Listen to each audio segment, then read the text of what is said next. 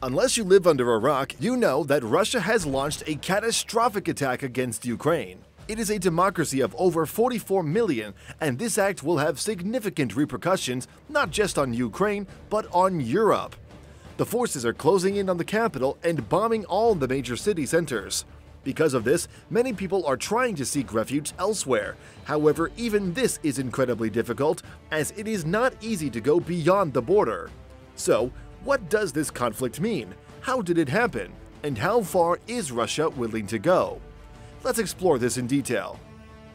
The roots of the Russia-Ukraine conflict. The seeds of this conflict were sown back in the 90s when the Soviet Union broke up and Ukraine had the third largest atomic arsenal worldwide.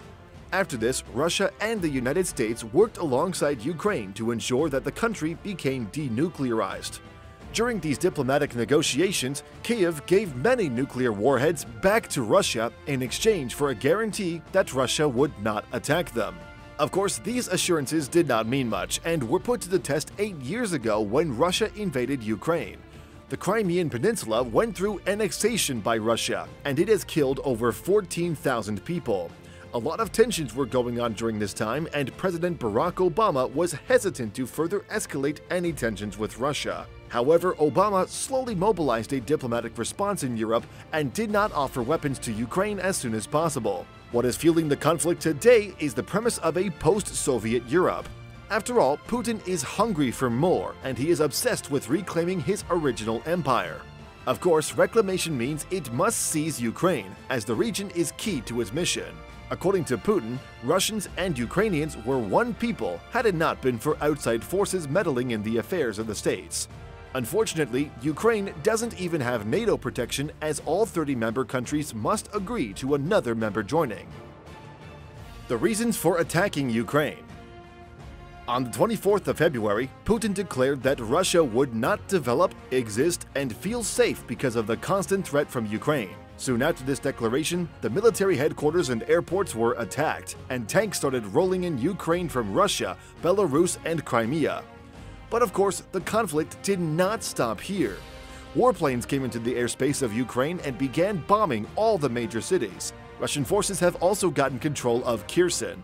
Despite all of this, Russia does not want to use the terms invasion or war because the leader claims that it is trying to protect the people of Ukraine.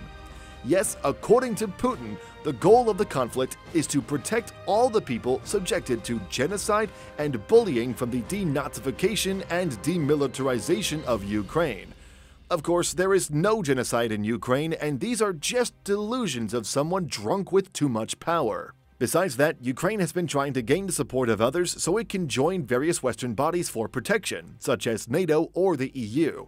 Because of this, Russia feels as if there is no way Ukraine will come back into the fold now. During all this time, even Putin's perspective of the United States has shifted. That is because Putin thinks that the Afghanistan withdrawal by US troops is a big sign of weakness and the domestic turmoil boiling inside the US. But of course, even the EU has some cracks that keep showing.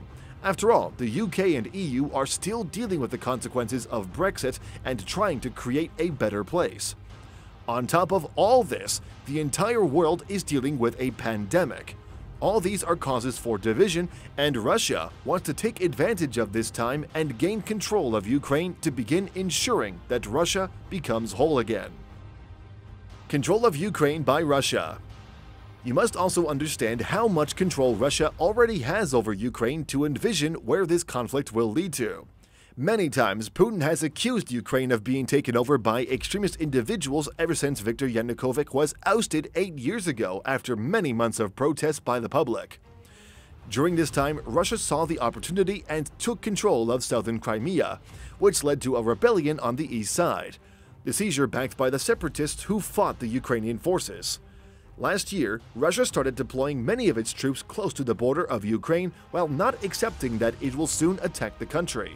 After that, Putin scrapped a peace deal of 2015 for the East and recognized all the areas under rebel control as being independent. Putin is cunning, and he knew that Ukraine wanted to move towards the EU so that the member countries could offer it some illusion of protection. However, as Putin announced the invasion, he also accused NATO is a threat to the nation's future. This is not how far Russia will go. The conflict is only escalating, and Putin has big plans for Russia. After all, it wants the country to become one and whole just as it was before.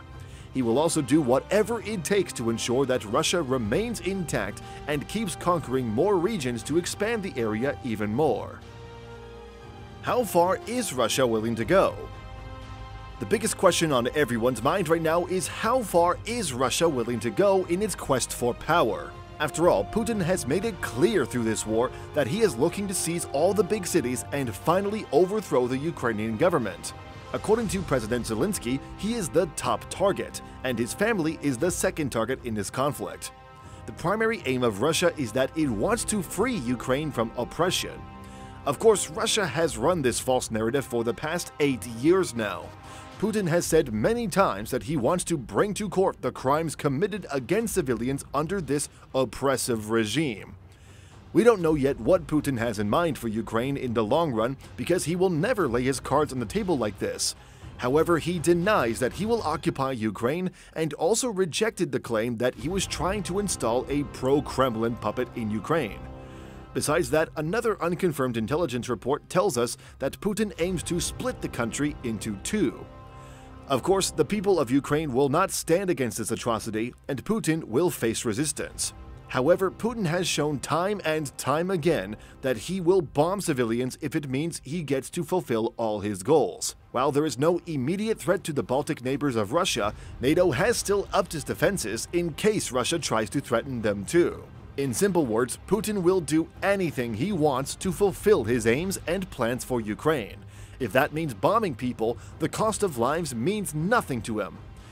Are we seeing another dictator emerge with a hero complex who is trying to hide under the illusion that he is trying to help people? There is only one answer, and it is yes. The repercussions of Russia's invasion for Europe. While globalization brings the world together in times of good, it also means that everyone has to go through the bad together too. The repercussions of what Putin is doing will not just be dangerous for Ukraine, but also for Europe. Thousands of people have died already, and thousands are trying to flee the border, trying to find shelter in any way they can. Places such as Slovakia, Moldova, Romania, Hungary, and Poland are seeing a significant influx of people trying to find a new home for themselves.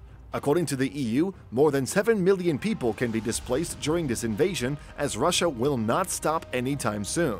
Putin has also threatened the West with consequences it has never seen before if it tries to interfere with his plan to take over Ukraine. Because of this, Putin has issued a high alert to his nuclear forces. Witnessing a superpower invade a European neighbor is highly unsettling, as this has not happened in a long time. The European leaders have been experiencing dark hours because of this crisis since World War II. Olaf Scholz warns that Putin wants a complete Russian empire, while Emmanuel Macron says that this will be a turning point in the history of Europe. According to many people, Russia does not plan on stopping in Ukraine, and there are bigger plans at work. After all, a man like Putin will not take such a big step unless he has something big planned, and the means to execute those plans. These plans can include pressurizing the older countries who were part of the Soviet Union. If Putin does want to make Russia whole, as he says, he will not stop at Ukraine, and we don't know how bad this situation will escalate. Only time will tell us what this leads to and how it all shapes out. Thousands of people in Ukraine are already displaced, and even the Russian population is not okay with this war.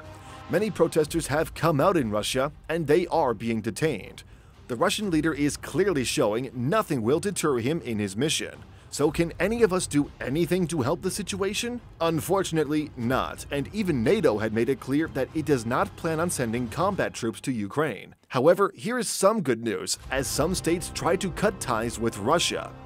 Here is a list of the Western nations targeting the economy of Russia.